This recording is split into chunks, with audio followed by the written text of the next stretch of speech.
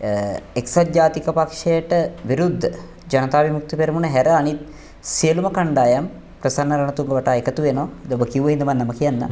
එකතු වෙනවා. ඔහු වටා නව කණ්ඩායමක් නිර්මාණය වෙනවා. ඇතැම් විට මහින්ද රාජපක්ෂ මහත්තයාගේ ආශිර්වාද ඇතුව මොකද ඔවුන්ගේ බලාපොරොත්තුවක් මම හිතන්නේ ඒකාබද්ධ විපක්ෂයේ තිබෙනවා 2020 වෙද්දී දැන් මේතක ඒ අනාවැකිය ගැන පොඩි දෙයක් කියනවා සතුටුමත් මම ওই අනාවැකිය අතර මේ මැතිවරණයට සති දෙකකට විතර කලින් කියන්නේ.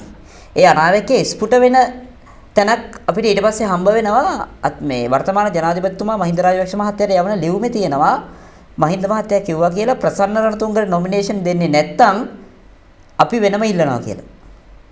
මේ පුද්ගල සාධකයේ මෙච්චර බලවත් කියලා කියන්නේ වෙන කිසි කෙනෙක් ගැන මහින්ද රාජපක්ෂ මහත්තයා එහෙම කිව්වා කියලා ලිපියේ නෑ ලසන්ත මහත්තයා. ඔබ ඒකද පාදක කරගන්නේ? නෑ ඊට කලින් මම යනවා. මම ඒකයි කියන්න උත්සාහ කරේ. ඔය කියන ලිපියේ ඉන්නේ මේ මම හිතන්නේ අගෝස්තු දෙවනි සතිය විතර. මම මේක කියන්නේ ජූලි මාසේ. ඔය සිද්ධිය වෙන්න කලින් ඒකයි. එහෙමනම් ඊට පස්සේ ඕක කියලා වැඩක් නෑනේ.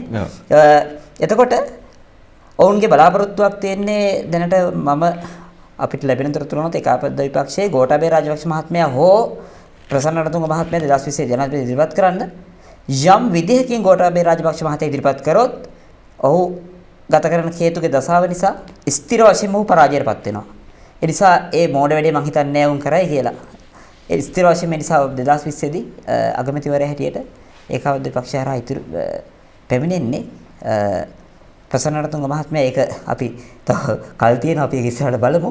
ඊළඟ විශේෂ කාරණේ වෙන්නේ මේකද විශේෂම කියන්න අවශ්‍ය අර එක ජ්‍යොතිර්වේදියෙක් ප්‍රචාරයක් පතුරවමින් ඉන්නවා වර්තමාන ජනාධිපතිතුමා මරණයටපත් වෙනවා කියලා 2014 කලින්. කිසිසේත්ම එවැනි දෙයක් සිද්ධ වෙන්නේ නැහැ.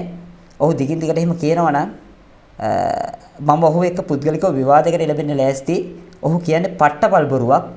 ජ්‍යොතිර්විද්‍යාත්මක සිද්ධාන්තයට කිසිම සම්බන්ධයක් නැති බොරුවක්.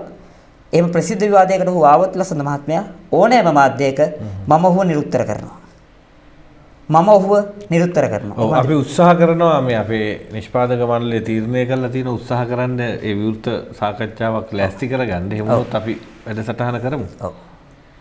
ඒ කියන්නේ ඔහුගේ Facebook වෙබ් අඩවියෙන් ඒ ප්‍රකාශය ඉල්ලාස් කරගන්න තැනට මම ඔහුව ස්ථිර වශයෙන්ම නිරුත්තර කරනවා. වගකීමෙන් කියන්නේ.